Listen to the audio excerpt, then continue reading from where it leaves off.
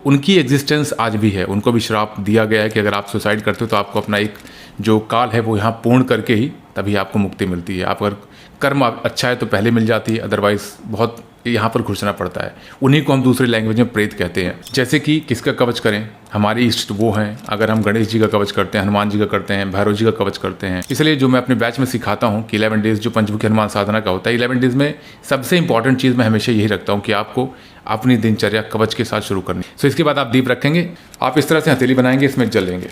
जल लेने के बाद आप प्रार्थना करेंगे, हे भैरव बाबा,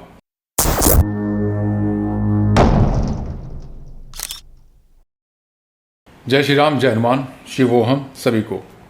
सो आज हम बात करेंगे सबसे इम्पॉर्टेंट टॉपिक की, जो कि मैं हमेशा अपने जो भी बैच होते हैं 11 डेज़ का जो पंचमुखी हनुमान साधना का जो बैच चल रहा है, वो सबसे इम्पॉर्टेंट पार्ट मैं इसी को मानता हूँ। उसका रीज़न ये है क्योंकि हम जब अपना एक दिनचर्या स्टार्ट करते हैं, जब एक अपना डे स्टार्ट करते हैं, तो हमारे मन में एक चीज़ आती है कि हमारे प्रोटेक्शन के लिए क्या है। जैसे कि अगर हम एक नॉर्मल लाइफ, मॉडर्न लाइफ की बात करें तो इंश्योरेंस जैसे हो गया, राइट। अब इंश्योरेंस मीन्स मिस हैपनिंग के बाद वो चीज़ें आपको बेनिफिट दे सकती हैं अगर कोई गलत चीज़ होती है, एक्सीडेंट हो गया या जो भी चीज़ें होती हैं। बट अगर हम स्पिरिचुअलिटी में बात करें, सो स्पिरिचुअलिटी में जब आप अपना डे स्टार्ट करते हैं तो आपको कहीं ना कहीं ये लगता है कि कोई नेगेटिविटी ना लग जाए या कोई परेशानी ना हो जाए या कोई ग्रह नक्षत्र का कोई इशू ना हो। शनि का जो 7.5 चल रहा है, अढ़ैया चल रहा है।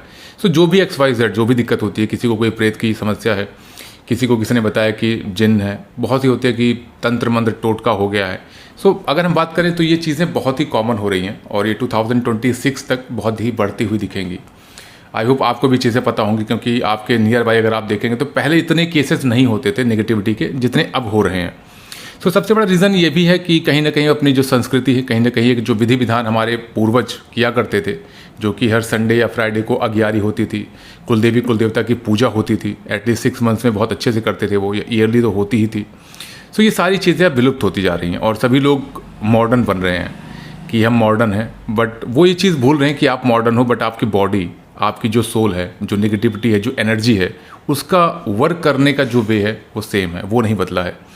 डेथ के बाद आज भी अगर स्पिरिट की बात करें, स्पिरिट का एग्जिस्टेंस आज भी है। जो अकाल मृत्यु होती है, एक्सीडेंटल केस होते हैं, या फिर जो सुसाइड कर लेते हैं, या फिर जो घर में बच्चे मर जाते हैं, बहुत सी चीज़ें होती हैं। सब पर अगर हम बात करें वीडियो लंबी हो जाएगी। तो उनकी एग्जिस्टेंस आज भी है। उनको भी श्राप दिया गया है कि अगर आप सुसाइड करते हो तो आपको अपना एक जो काल है वो यहाँ पूर्ण करके ही तभी आपको मुक्ति मिलती है। आप अगर कर्म अच्छा है तो पहले मिल जाती है, अदरवाइज़ बहुत यहाँ पर घुसना पड़ता है। उन्हीं को हम दूसरी लैंग्वेज में प्रेत कहते हैं। और ऐसी सिचुएशन में ये आप अगर एक पैरानॉमिनल एक्टिविटी होती है, साइकोलॉजिस्ट, डिफरेंट चीज़ें हैं जो बिलीव करते हैं वो करते हैं। अदरवाइज़ तो कोई ऐसी कंट्री नहीं जहाँ पर इस तरह की चीज़ें या एक्टिविटी ना देखी गई हों। आप डिनाई कितना भी कर लें, डज़ नॉट मैटर कि वो कहीं कुछ चेंज कर पाएगा। वो इंडिया में भी हैं, वो चाइना में भी है, वो अमेरिका में भी है, लंदन में भी है, न्यूयॉर्क में भी, हर जगह पर है। सो डिनाई करके आप अगर अभी के लिए नकार सकते हैं इस चीज़ को कि हाँ ये नहीं है, बट जो भी चीज़ें होती हैं आपकी लाइफ में, आप जब फंसते हो तब कहीं ना कहीं ये चीज़ें आपको याद आती है कि हाँ प्रोटेक्शन हमें चाहिए। पॉइंट ये आता है कि आप अगर अर्निंग मेंबर हो, मेन मेंबर हो अपने परिवार के, तो ये चीज़ें आपको ध्यान देने की ज़रूरत है, चाहे आप मेल हो चाहे फीमेल हो। अगर आप मदर हैं, पूरे घर का जो टेक केयर करती हैं, और हस्बैंड आपकी अर्निंग करते हैं, सो आप भी ये चीज़ें देख सकती हैं। आपकी वीडियो, आपके लिए भी ये वीडियो है बहुत इंपॉर्टेंट है, क्योंकि कहीं ना कहीं आप एक पिलर हो अपने घर की, राइट। सो सभी के लिए मैं बता रहा हूँ कि घर में हमेशा जब भी आप अपनी दिनचर्या शुरू करें तो हमेशा अपनी पूजा पद्धति में एक कवच जरूर रखें। कवच की जब बात आती है तो बहुत सारे क्वेश्चंस हमारे मन में आते हैं, जैसे कि किसका कवच करें, हमारे इष्ट वो हैं। अगर हम गणेश जी का कवच करते हैं, हनुमान जी का करते हैं, भैरव जी का कवच करते हैं, या माँ दुर्गा आदि शक्ति का कवच करते हैं, नरसिम्हा देवता का कवच करते हैं, बहुत सारे कवच हैं। और अगर फाइंड आउट हो जाता है तो इसको करें कैसे, इसकी पद्धति क्या है, वो भी पता चल जाता है तो हम कब करें, जो कि एक बेटर रिजल्ट इसका मिले। क्योंकि समय का भी एक विधान जो होता है बहुत इंपॉर्टेंट होता है किसी भी साधना, किसी भी पूजा पद्धति को करने में। इसलिए जो मैं अपने बैच में सिखाता हूँ कि 11 डेज़ जो पंचमुखी हनुमान साधना का होता है, 11 डेज़ में सबसे इंपॉर्टेंट चीज़ मैं हमेशा यही रखता हूँ कि आपको अपनी दिनचर्या कवच के साथ शुरू करनी है। जब आप स्नान करके आते हैं, आसन पे कैसे बैठना है, फिर पहली चीज़ कुछ पद्धतियों के बाद जो होती है वो आपका कवच होती है। और किस तरह करना है वो मैं इस वीडियो में बताऊंगा, जो कि मैं अपने पेड मेंबर में बताता हूँ। हालांकि ऐसा कुछ नहीं कि पेड या ऐसा कुछ, मेरा इंटेंशन यही रहता है कि जो भी लोग हैं वो हमेशा स्पिरिचुअलिटी से जुड़ें। बट प्रॉब्लम ये होती है कि अगर मैं फ्री ऑफ कॉस्ट चीज़ें रखता हूँ तो बहुत सारे लोग आते हैं, but they don't care about the things and all the process पद्धति, but the person who paid the amount, जो एक सर्टन अमाउंट जो हार्ड मनी पे करते हैं, तो कहीं ना कहीं उनको लगता है कि this is a valuable thing. और वहाँ पर जब वो अपना डिवोशन एक्सप्रेस करते हैं अपने डीटी के लिए, जो पूजा पद्धति पूरी मैं बताता हूँ सेटअप करते हैं, तो पद्धति मंत्रों में जो शक्ति है और उनका जो भाव है, दोनों के मिलन से ईश्वर खुश होता है और उससे उनको जो भी ब्लेसिंग्स देनी होती वो देता है। क्योंकि बहुत सारे मेरे पास मैसेज और वॉइस नोट आते हैं डेली ही। लास्ट फर्स्ट बैच जो था उसके भी बहुत सारे मेरे पास अनुभव ऐसे हैं जो कि अगर मैं शेयर करूं तो आपको लगेगा मिरेकल है। सेकंड वाले बैच जो कि अभी 7 डे ही आई थिंक हुए हैं, बट ऐसे ऐसे अनुभव लोगों के मिलते हैं, साधकों के मिलते हैं कि मुझे अंदर से बहुत खुशी होती है। मुझे पता है कि ये चीज़ें मैं नहीं कर रहा, बट हनुमान बाबा की प्रेरणा की वजह से जो चीज़ें मैं शेयर करता हूँ, उनका जो डिवोशन है कहीं ना कहीं जब कनेक्ट होता है उनके ईश्वर से, हनुमान बाबा से, तो उनको ब्लेसिंग्स फील होती है स्वप्न के माध्यम से या सांकेतिक माध्यम से, या उनको ओपन दृष्टि से दिखता है कि हाँ ये चीज़ें हो रही हैं। सो अब बात करते हैं कि किसको किसको कवच करना चाहिए, कब कवच करना चाहिए, कौन सा कवच करना चाहिए और इसके क्या बेनिफिट्स हैं। सो बाकी चीज़ों को भी साइड करते हैं, इसके बेनिफिट की मैं बात करता हूँ। देखिए, आपके घर में नेगेटिविटी चाहे वो वास्तु के वजह से है, या आपके पड़ोस में कुछ ऐसा हुआ, या आपके हस्बैंड बाहर गए, आपके बच्चों पर नेगेटिविटी है, किसी भी XYZ में अगर आपके घर में नेगेटिविटी है, तो कवच के पाठ करने से धीरे धीरे वो चीज़ें हट जाती हैं। मैं ये नहीं कहता कि इंस्टेंटली वो चीज़ें ऐसा है कि आप इंस्टेंटली करोगे चीज़ें खत्म हो जाएंगी, but I am guaranteed you कि अगर आप एक महीने बहुत ज़्यादा मैं बता रहा हूँ, क्योंकि 11 डेज़ में जो अनुभव मैंने देखे हैं और मैंने जो साधकों को दिया उनके जो अनुभव, उस बिहाफ में मैं बताता हूँ कि आप 11 डेज़ में आपको ऐसे ऐसे दर्शन, ऐसे ऐसी चीज़ें अनुभव होंगे कि आपको खुद लगेगा this is the most powerful thing, जो मैं हमेशा मिस करता था अपनी पूजा पद्धति में। सो बात आती है कौन कर सकते हैं, इसको सभी कर सकते हैं, चाहे औरतें हैं वो भी कर सकती हैं, महिलाएं कर सकती हैं, आप अगर पुरुष हैं, मेन अर्निंग पर्सन हैं, आप अगर बेटे हैं घर के, आपकी एज 18+ है, आप कर सकते हो, कोई दिक्कत नहीं है। टाइम की अगर बात करें तो मॉर्निंग में करना चाहिए, ब्रह्म मुहूर्त में बेस्ट है। लेकिन जैसे मैं अपने बैच में बताता हूँ कि 6:30 के पहले अपनी साधना संपन्न कर ले, तो मेरा इंटेंशन क्लियर रहता है कि आप ब्रह्म मुहूर्त के जो बेनिफिट्स हैं उसका फ़ायदा ले सकें। क्योंकि जब एक ऊर्जा आप इन्वोक करते हो ब्रह्म मुहूर्त में बैठकर अपने आसन पर, अपने पूजा घर के सामने, तो वो जो एनर्जी होती है ना, वो डिफरेंट होती है। और वर्किंग लोग इसको शायद ना समझ पाएँ, बट अगर आप ट्राई करते हैं किसी भी वे से कि आप लीव लें, एक बार ट्राई करें, आप देखिए कि मॉर्निंग में अगर 1-2 बार उठ के पूजा पाठ करते हैं और दिन में करते हैं, कितना डिफरेंस आता है। क्योंकि हमारी जो बॉडी होती है वो हमें बताती है कि आई एम गेटिंग समथिंग, जो एक कॉस्मिक एनर्जी ऊपर से गिरती है ना ब्रह्म मुहूर्त के टाइम पे, नेक्स्ट लेवल होती है। मंत्र जाप, मंत्र सिद्धि, कोई भी विधान होता है वो ब्रह्म मुहूर्त में इसलिए किया जाता था। सो सभी लोग कर सकते हैं। अब बात आती है किसका कवच किया जाए। हनुमान जी का कवच करें जो कि पंचमुखी हनुमान जी हैं, या फिर हम काल भैरव का कवच करें, या भैरव बाबा के कवच करें, या दुर्गा जी का जो कि सप्तशती में मेंशन है। देखिए, मैं हमेशा रिकमेंड करता हूँ 3 कवच, जो कि पहला कवच है भैरव कवच, सेकंड कवच दुर्गा सप्तशती में मेंशन है, प्रॉपर तरीके से पूरा मेंशन है, बॉडी के पूरे पार्ट कवर करता है, आपके वाइफ, बच्चे, पूरा कुल सब कुछ कवर करता है वो। फिर लास्ट आता है पंचमुखी हनुमान जी का कवच, और फिर नरसिंह के मैं रिकमेंड नहीं करता है क्योंकि बहुत रिस्ट्रिक्शंस भी होते हैं उनमें, सो वो कभी हम फिर बात करेंगे। फिर आता है पंचमुखी हनुमान जी का। पंचमुखी हनुमान जी का कवच आप पाठ करें, बहुत इफेक्टिव है, बट बहुत बड़ा है, और उसके जो प्रोनाउंसिएशन है कहीं ना कहीं वो उच्चारण करने में बहुत सही प्रॉब्लम आती है लोगों को। क्या मैं रिकमेंड करता हूँ, तो मैं भैरव कवच हमेशा रिकमेंड करता हूँ। आपको वीडियो मिल जाएगी यहाँ पर, आप बाद में चेक करिएगा, या आगे मैं शेयर करूँगा क्योंकि आप क्लिक कर दोगे अभी। सो भैरव कवच का पर्पज़ क्या है। हम सभी जानते हैं कि महाकाल मीन्स जो शिव जी हैं, आदि शिव जो हैं, साम्य सदा शिव, सो उनके बहुत सारे रूप हुए हैं, राइट। और जो हम सभी जानते हैं कि जो भैरव हैं, 8 भैरव हैं। स्टांग भैरव जो होते हैं वो मेन भैरव होते हैं, चंड भैरव, रुरु भैरव, क्रोध भैरव, उन्मत्त भैरव, ऐसे 8 भैरव हैं। काल भैरव जो कि मीन्स अभी कैटेगराइज नहीं करते। सो ये जो भैरव के रूप हैं, हर एक रूप जो है वो एक स्पेसिफिक पर्पस के लिए असाइन किया गया। जैसे कि अगर हम बात करें सिद्धपीठ की, तो भोलेनाथ ने काल भैरव को असाइन किया है, या उनको एक कार्य दिया है कि आप सिद्धपीठ की रक्षा करेंगे। तो काल भैरव के बिना परमिशन के कोई भी सिद्धपीठ में प्रवेश नहीं कर सकता, ऐसा माना जाता है। अगर आप काशी गए हो या फिर आपको पता होगा कि पहले मंदिर में जाना होता है, उनकी परमिशन ही होती है, उसके बाद ही वो चीज़ें अंदर प्रवेश करने के लायक होते हैं। सो ये चीज़ें बहुत इंपॉर्टेंट है।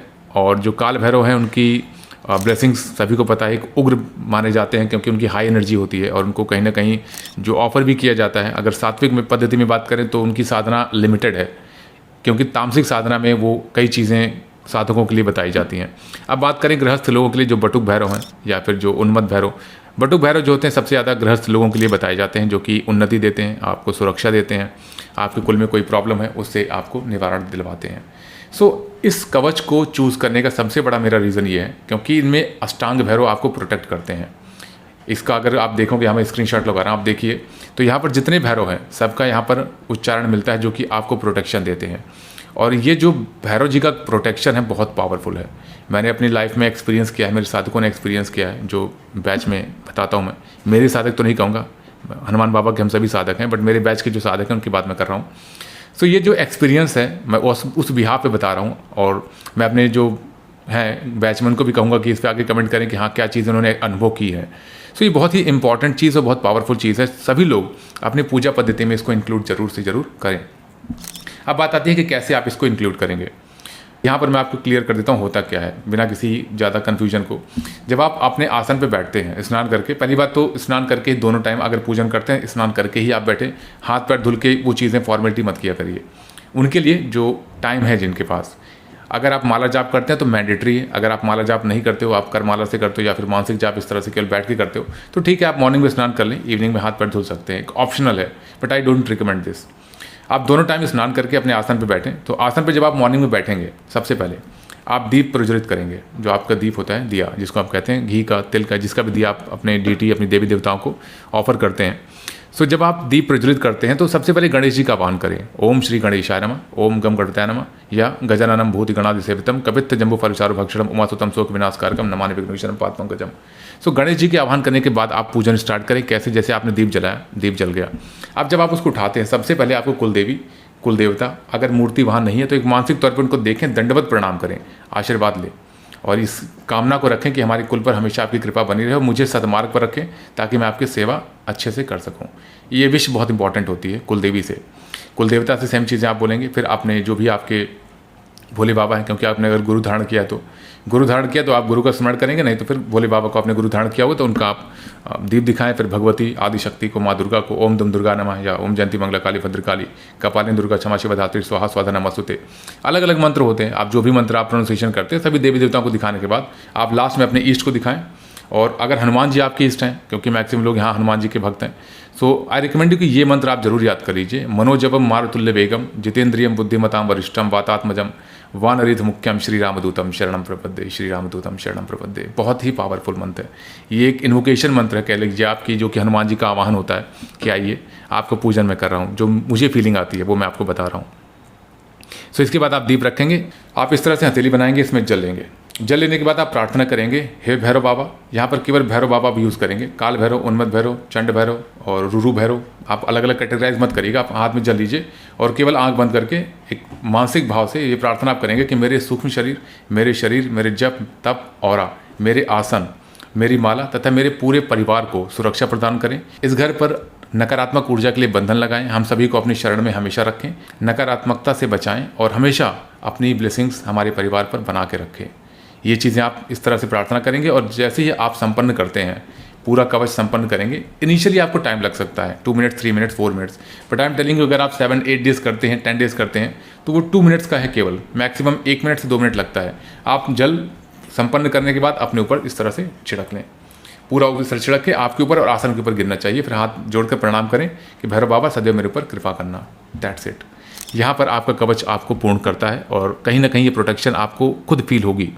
आप जब इस कवच का एक एनर्जी देखेंगे उसके बाद अपनी जो भी साधना पद्धति है वो आप करें, बहुत अच्छा है। अब बात आती है कि अगर फर्दर प्रोटेक्शन की बात करें, किस तरह से आप प्रोटेक्ट कर सकते हो अपनी फैमिली को, तो कहीं ना कहीं मैं जैसे जो हमेशा रिकमेंड करता हूँ कि आपको एक अपने डीटी की, अपने इष्ट देव की या इष्ट देवी की बीज मंत्र का जाप करना चाहिए माला पर, जो रिकमेंडेड माला है।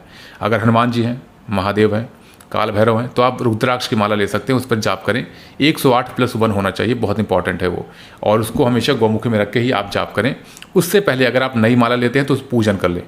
पूजन का विधि मैंने अपने ग्रुप में बता रखा है, एक सिंपल मैं भी बता देता हूँ। आप माला का पूजन करेंगे तो एक प्लेट लेंगे, उसके ऊपर पीपल का पत्ता या पान का पत्ता रखेंगे, उसके ऊपर माला रखेंगे और 5 द्रव्य से स्नान कराना है। आप ओम नमः शिवाय का जाप करते रहेंगे। सबसे पहले आप कच्चे दूध गाय का होना चाहिए, उबला हुआ नहीं होना चाहिए, बॉयल ना हो। उसके बाद आप दही से, फिर घी से, फिर शहद से, फिर जल से करके आप अच्छे से पोंछ के उसको ओवरनाइट मीन्स आप लेके महादेव के चरणों में रखेंगे और प्रार्थना करेंगे कि मैं इससे साधना या पूजा या सेवा करने जा रहा हूँ, कृपया अपना आशीर्वाद बना के रखें और इस पर अपने अंश को विराजमान करें। बहुत ही इंपॉर्टेंट चीज़ बता रहा हूँ मैं। अंश को विराजमान करें। फिर आप मॉर्निंग में अगर करते हैं तो आप उसको इवनिंग तक छोड़ दीजिए। इवनिंग में जब आप माला उठाएंगे, गौमुखी में रखेंगे, एक माला ओम नमः शिवाय की जाप करके पूरा माला समर्पित वहाँ पर कर देना है आपको। मतलब एक माला आपने जाप की, आप हाथ में माला लेंगे और इस भाव से मानसिक तौर पे कि मैं इस माला का जो भी फल है, इस माला के 108 जो मंत्र मैंने जाप किए, मैं आपके चरण में समर्पित करता हूँ, कृपया अपना आशीर्वाद बना के रखें। That's it. आपकी माला का पूजन शुरू यहाँ पर संपन्न हुआ। फिर आप जो भी डेली माला जाप करते रहेंगे उसको केवल आपको गौमुखी में ही रख के जाप करना है। मंत्र जाप से आपका ऑरा बनना शुरू हो जाएगा।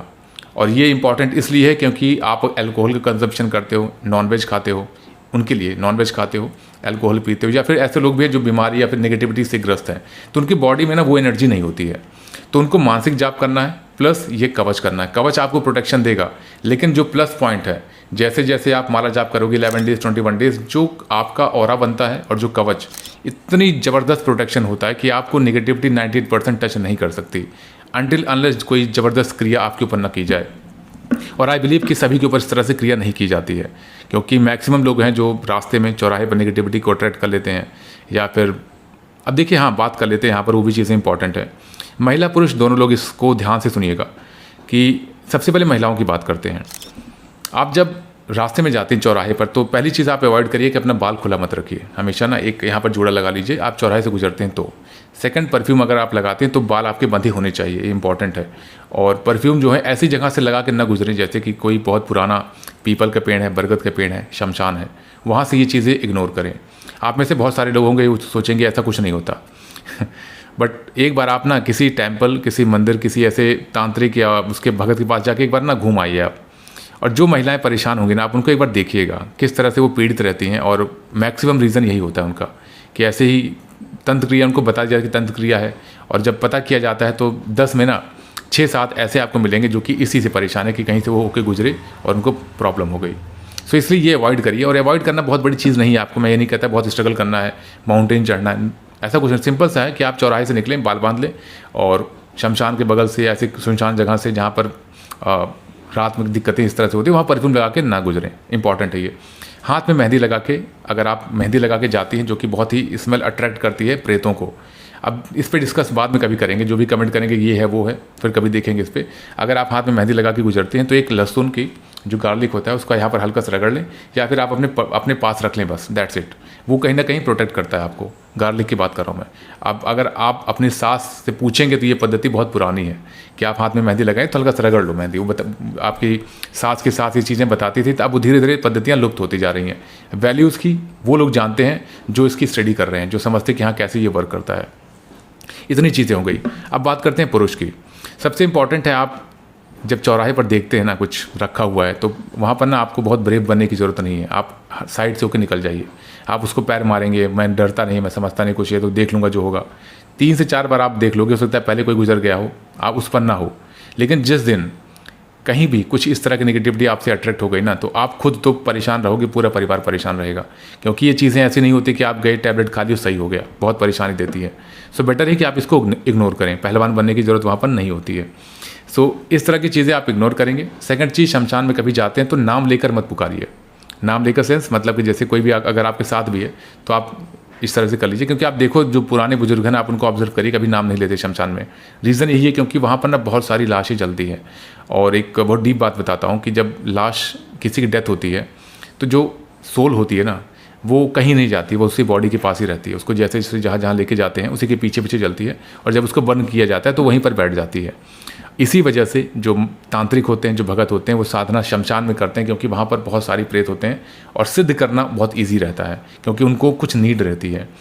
अब नीड की बात फिर कभी इस पर करेंगे। जो डिज़ायर होती है उसी की वजह से जो प्रेत होते हैं वो आपका कार्य करते हैं, जो सिद्ध करते हैं उनको तंत्र मंत्र की शक्तियों से। तो इस पर फिर कभी बात करेंगे। तो शमशान में आपको ये चीज़ें नहीं करनी, नाम नहीं लेना वहाँ पर। और जब आते हैं तो मेक श्योर कि आप एक जो भी पद्धति होती है आपके घर में, माता जी जो बोलती हैं कि आप मिर्च का काट के फेंक दीजिए और बाहर ही हाथ पर धुल के फिर आप एंटर करिए। रुद्राक्ष की माला अगर आप पहनते हैं तो मेक श्योर कि आप उतार कर ही शमशान घाट जाएं, क्योंकि अगर आप गए हैं तो उसको या तो आप फेंक दीजिए, क्योंकि रुद्राक्ष खंडित हो जाता है। अगर शमशान घाट में एक बार आप विजिट करके आ गए अंदर से तो वो ख़त्म है, वो उसकी एनर्जी लॉस्ट हो जाती है। सो ये चीज़ें कुछ बहुत इंपॉर्टेंट चीज़ें हैं, और आई होप आप सभी समझ रहे होंगे कि कितनी इंपॉर्टेंट चीज़ है। आप पूजा पद्धति में केवल आपको 2 मिनट ही ऐड करने को मैं बोल रहा हूँ। और अगर माला जाप आप नहीं करते तो आई रिकमेंड यू कि स्टार्ट कर दीजिए if you want to make your aura strong.